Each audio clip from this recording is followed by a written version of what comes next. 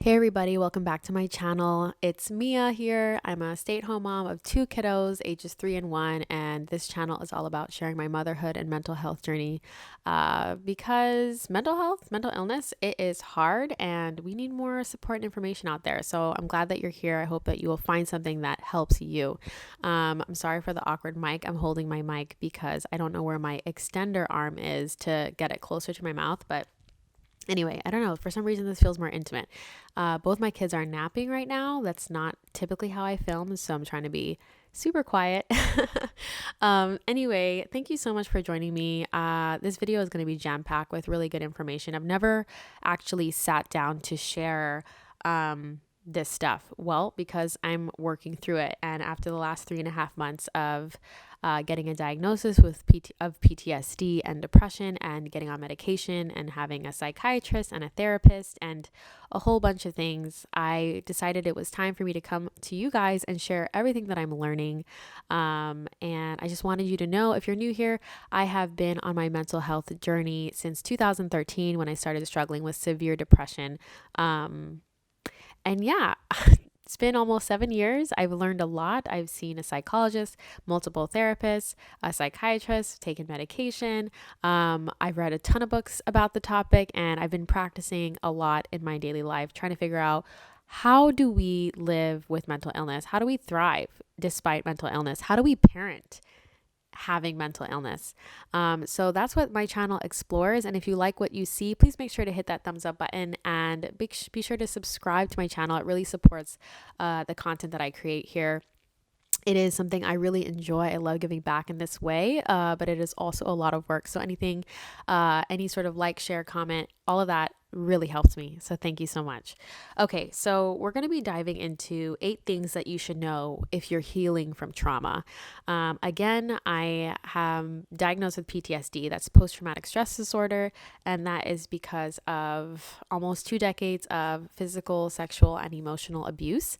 And I have learned a lot, and I've been through a lot, and I just want to share it all with you guys. Okay, so the first thing that is so important for you to understand as you're going through the healing journey is that you need to practice self-compassion. That self-compassion is going to be the most important part of it's so important. It's the most important part of this journey, because without it, you will just snap back like a rubber band and quit trying to work through these issues, because being on a healing journey, it's not easy. Working through your trauma, trying to become a better person, it's really the hardest work that we can do alongside being a parent. And it just makes you better in every way, but it's tough. And so I want you to know that first and foremost, self-compassion is key. And there's an incredible TED Talk that I will link below by Dr. Kristen Neff. And she defines self-compassion as relating to ourselves kindly and accepting ourselves, flaws and all. She says, you are not isolated in your suffering and imperfection. In fact, suffering and imperfection is what connects us to each other. I thought that was so beautiful, and I want you to know that learning self-compassion, it takes a lot of work, especially if you've been abused, if you suffered trauma. It is not something that comes naturally to us, especially if you are a harsh self-critic, if you talk really horribly to yourself, which as a struggling perfectionist, I definitely have gone through that, and I'm doing so much better. So I wanted to share with you some statements that I have been using whenever I'm tempted to beat myself up. So the statements are, you can say things like, I'm not perfect. And this is like if you make a mistake and you're about to beat yourself up. You say, I'm not perfect. I've been through a lot. I'm struggling, and that's okay. I'm doing my best. I'm allowed to make mistakes. I'm safe now, and I accept myself and my pain. I will do my best to heal. So these statements, it sounds really simple to say these things to yourself, but it truly starts to rewire your brain. There's another doctor of clinical social work, I forget her name. I read a book by her, and she talked a lot about triggers and a lot about trauma. And she talked about neurobiologically that what we practice over and over, we learn. It becomes engraved in our brain. It becomes even more of a more hardwired habit. So that goes for good and bad things. So if you're practicing being mean to yourself, it's going to become a habit. And if you practice being kind and compassionate to yourself, that will also become a habit. So I encourage you to try these statements and see what it does for you. Another great resource that I highly recommend to you is this book called Radical Acceptance by Dr. Tara Brach. It was my first introduction to the concept of self-compassion and truly helped me a lot. And I will link that below for you. I highly recommend that you read it. Excuse me. So, the second thing that you should know is to be patient, and that comes along with self compassion. But I want you to know that this journey is going to take as long as it's going to take. Something that my therapist told me recently that was so helpful was, Mia, you're not going to arrive ever. You're always going to be peeling back layers. You're always going to be going through the cycle of wounds and healing and opening up wounds and healing those. And that really helped me because if you know what the Enneagram is, it's like a personality test. I'm a 3, and that's an achiever. I'm always seeking to get to the next thing. And trauma doesn't work that way. Healing doesn't work that way. Healing takes however long it's going to take. You know, if you have a gash in your leg, for instance, or if you have a broken ankle, you can't force that to get better. You can't beat your will into submission. I want my wound to heal. Like, hurry up already. It doesn't work that way. And same goes for emotional wounds. It's going to take as long as it's going to take. And healing requires a lot of resources and a lot of energy. So if you're dealing with a lot, maybe you have a chronic illness, maybe you have a lot of life stress, you don't have that much resource. You don't have that many resources and energy to give to that healing. So it's going to take its time. And just knowing that, realizing, oh, I'm never going to arrive. This is going to be a lifelong process. There's no achievement. There's no trophy. And then you move forward, right? You have to figure out a way to work through your trauma while you live your life. And I can't stress enough how important it is to find ways to cope, to learn, and to heal every day so that you can really live an amazing life despite what you've gone through. And I'm living proof that that's possible. So be patient and know that there will always be peaks and valleys. Okay. And obviously, you probably know by now, I'm referencing a notebook. That's what that noise is. So the third thing is to practice gratitude. And I know everyone is talking about this, but there are so many studies, so much research and information. And I'll link another video down below for you. There's going to be lots of goodies in the description for you guys. But I want you to know that as a trauma victim, it can be so easy to focus on the bad things that happen to us, especially if you're struggling with depression or anxiety or PTSD. And regularly writing down 3 to 5 things every single day, different things that you're grateful for, helps you to see the good and attract the good to your life because you're opening yourself up to it and you're recognizing it every day. And it's a hugely beneficial habit. And a lot of these things I'm talking about, I have a set of printables meaning a downloadable PDF that you can print out and use to kind of instill these habits. It's called the Mindfulness Trio. I'll link that down below. Shameless plug, but I really think that they're helpful. They're kind of incorporating all of these habits. But if you're looking to start a gratitude practice, it's really helpful to have something that you see every day that physically reminds you, whether that's a journal or a binder or some printable sheets or something that you stick on your fridge to remind you to do this. And again, I'll link a video down in the description that talks about how gratitude, practicing it regularly, helps you to be happier, helps you to have better relationships. It makes it easier to make friends. You'll sleep better. You'll suffer less from depression. It makes you better at dealing with traumatic events. And I can attest to all of these things. It is a fact. I have experienced these benefits from practicing gratitude. So I highly, highly recommend that you incorporate that into your life. And I also just want to touch really quick. The next few tips I'm going to be giving are different habits and practices that you can try. But I want you to know not to overwhelm yourself. Like, don't overwhelm yourself with all of these things. These are just tips and recommendations. These are just things that have helped me. But as a stay-at-home mom, and if you're a stay-at-home mom, holler at me in the comments. But if you're a mom, you know how hard it is to take care of ourselves, let alone be dealing with mental illness, let alone be dealing with trauma, let alone be taking care of little kids who need us for every single thing. I'm getting out of focus. Why am I? Okay, good. So I just want you to know that as I recommend all these different things, you don't have to do all of them to reap benefits. You can just choose one, and you can choose one that works with your life in the season you're in right now. And that doesn't make you a failure, and it doesn't make you weak, and it doesn't make you any of those negative things. You just need to try something, because trying something is so much better than doing nothing at all. So I just wanted to throw that out for any of my Enneagram 3 overachievers out there that want to be perfect and want to do everything, that really the key to this journey is just doing what you can and being so proud of that. Okay, so the next thing is exercise, not just because of the endorphins or like the good feeling hormones you get from exercising, but also because in general, and I want you to know, I suffer from chronic sinusitis. That's why I sound really nasally. I have breathing issues. So doing hard exercises, which I used to love doing in high school and college, I can't do anymore. Not right now anyway. I do about 10 minutes of stretching a day, most days. And that is enough, because the goal of exercising, especially if you're a trauma victim, is to just connect your mind and your body together. So putting the endorphins aside, when you connect your mind and body together, for instance, let's say I'm trying to do a push-up, and it requires that I think about what to do with my body, with my hands, my shoulders, my stomach, my legs. Like, it's a full body thing. And you have to act that out. You have to act out what you're thinking with your body. So it's actively connecting your mind and body together. And the reason why that's so helpful is because as trauma victims, we tend to disassociate our minds from our bodies. We don't want to feel the pain that we're feeling up here. And that's a lot of the reasons why a lot of us who've gone through trauma, we either numb out with drugs or alcohol or other addictions like social media or binging on Netflix to an unhealthy extent. It's all to disassociate and disconnect our minds from our bodies so that we don't have to feel what we're feeling. So it's so important to get your mind back to your body and be able to see like, oh, it's safe now. My body is safe. My mind is safe. I am safe. And I can do these exercises and be connected with my body and feel calm and at peace with it.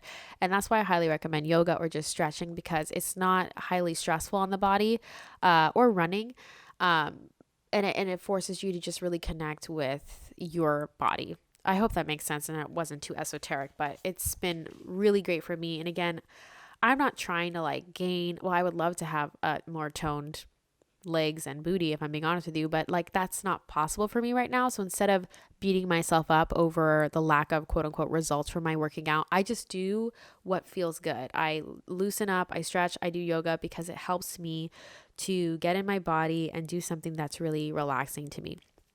Okay, so number 5 is journaling. This is a habit that's really unlocked a lot of energy for me, and everyone's different. And that's why I want you to explore. Like, try one habit and then try it for a month. And if it doesn't work for you, try something new the next month. What's beautiful about journaling is that if you struggle with anxiety or racing thoughts, it forces you to slow down, because if you're physically writing what you're thinking, you have to slow down, because we can't write as fast as we type, which is why I highly recommend writing over typing. And another thing that's great is like writing lists or writing the ideas that you constantly have in your head, gets all that stuff that you're holding on in your brain and gets it on paper so that you can stop thinking about it. So I highly encourage you that if you have an idea or you have something you need to do, put it in a Post-it, write it down in a journal. Don't hold it up here. That just adds more mental stress. But journaling every day, one of the habits I've been doing is I write down my health. I call it health gratitude goals.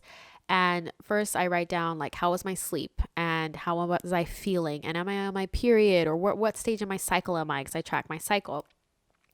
And I write down if I had any nightmares and if I remember what they were about. And it's a really short, it's like a paragraph just to touch base with like, how am I doing? And then I write down 5 things I'm grateful for. And then I write down my top 3 goals for the year. And then that's it. It's usually less than 10 minutes. And going back to what I said, I'm a stay-at-home mom. I have 2 kiddos, 3 and 1, and it is nonstop. And so 10 minutes to journal, and then maybe 10 more minutes to do some stretching. And they usually do it with me. They're usually crawling all over me while I'm doing my stretching.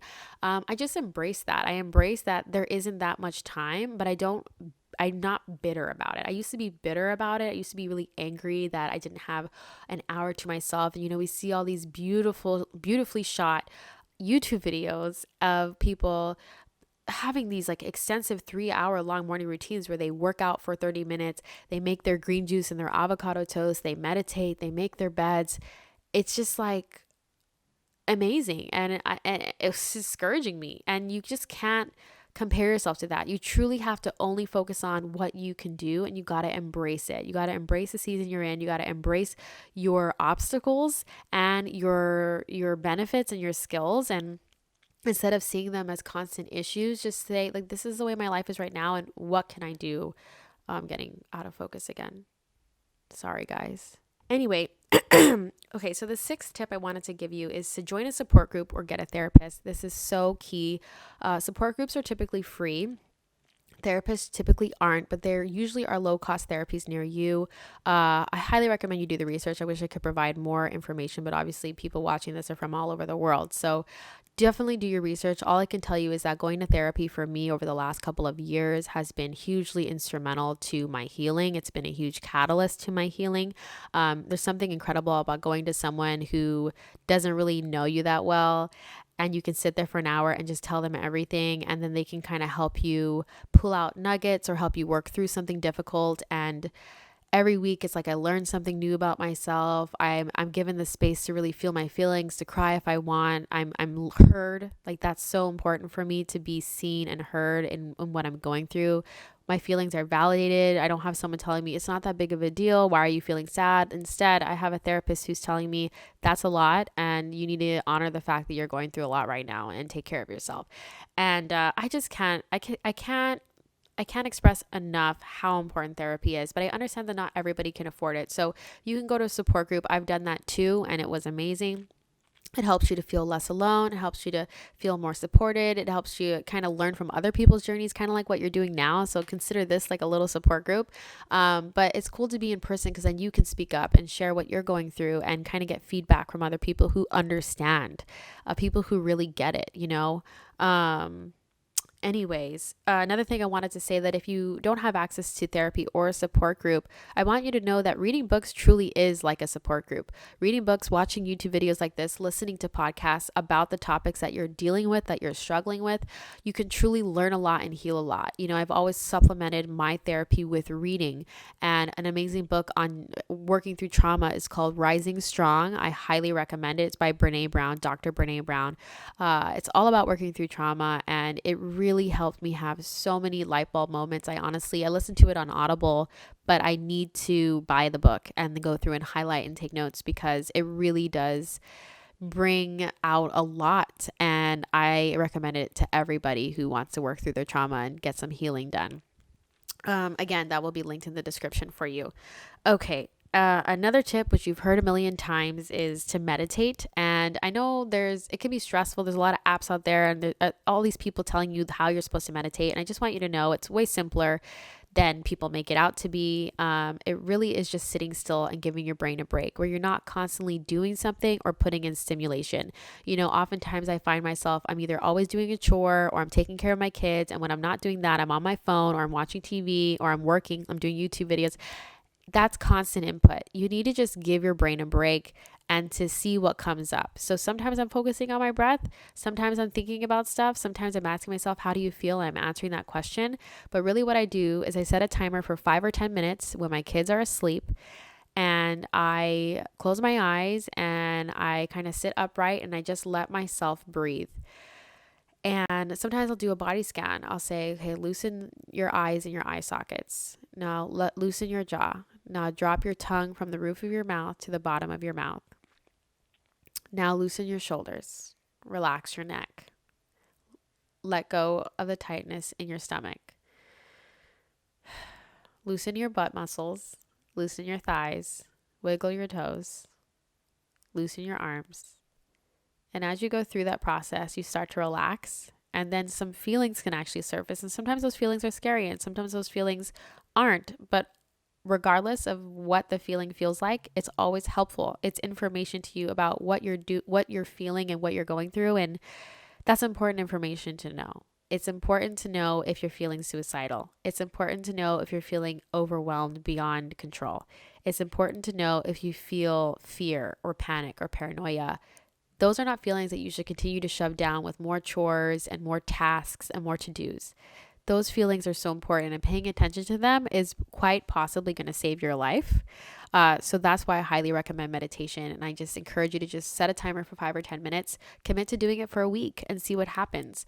Like I said earlier, any of these tips or habits I'm giving you, these practices, it's okay if you miss a day. What I recommend to you though is don't try to do all of them at once. I've always, since I was a teenager and got into habits, tried to do 12 habits a day, 6 habits a day. It's ridiculous.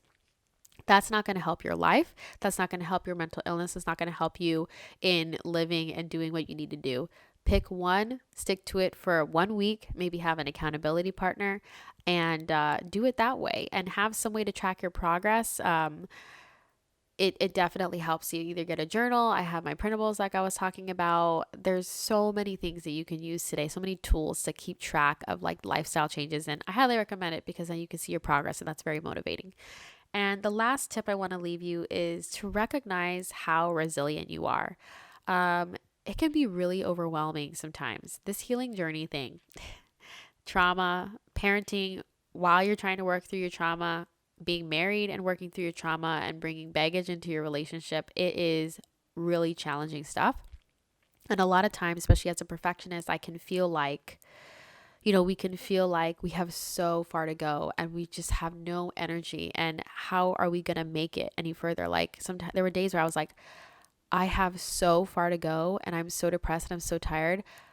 I'm not going to make it to the other side. I'm not going to be able to be the healthy, strong woman I want to be. And it really was making me feel depressed and suicidal. And thank God I pushed through that. I got help. And I want you to know that the most important thing to keep in mind is that you've already been through hell and back and you're still here. The key words in I've gone through so much is you've gone through. You're not still there. You're already on the other side of that trauma because you're not still there. You're in the phase of working through it and healing the wounds, but you got out of that trauma alive. And I want you to keep in mind every day, if you have to remind yourself, that you are already victorious because of how far you've already come, because you're even on this path, because you're even trying to heal even more than you already have. And it's so important to remember that you're never going to arrive. This is an ongoing cycle of peaks and valleys. And that is okay. That is actually the way it is for all of us. Nobody arrives and gets out of doing this work. And I want you to know that as someone who's been dealing with this since 2013, it's 2020 now.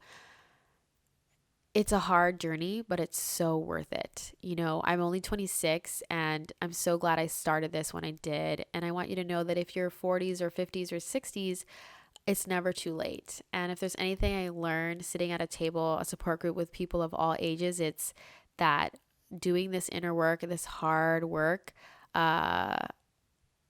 you're able to live your life despite what you've gone through.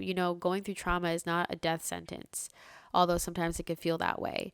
But all that being said, I want you to know that you are already victorious. You are already amazing, and that this work is hard. And if there's anything I want you to take away from this video, it's that meditation is great, journaling is great, there's all these great habits, but ultimately you need to not walk through this pain by yourself. Please go to a support group. Please call a online support group. Please get a therapist. Please get help. Please voice how you're really doing. If I didn't speak up about how I was doing a few months ago, I wouldn't be here. I was very much in a dark place. I was suicidal. I was considering taking my own life, and only no one really knew about it until I decided I wanted to get help. And I'm here to let you know that even after years and years of going through this work, you can still fall down. But the more you practice getting help, the easier it will be the next time you fall down to get back up.